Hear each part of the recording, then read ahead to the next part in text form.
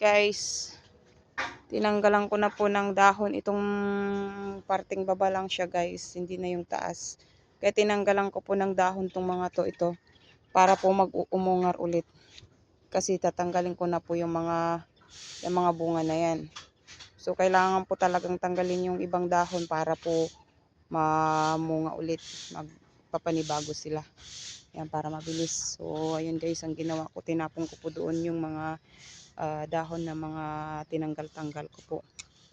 So, kasi kung hindi po tatanggalin yung ibang dahon po, ay mabagal po ang pagpamumunga nila ulit ng panibago. So, yung malalaki na yan, tatanggalin ko na po yan. At pahinugin na lang. Kasi para magpanibago po siya ng bunga. Gaya po kasi niyan, oh, ito. Sa isang stick ng ganyan, oh. Ayan, oh. Tatlo silang magkakatabi. Sa dalawa, tatlo. Ngayon lang ako nakakita ng papaya na sa isang ganito. Ito, tatlo ang magkakatabing bunga. O, yan. Kagaya niyan, dalawa. Kagaya ito, dalawa. Yan.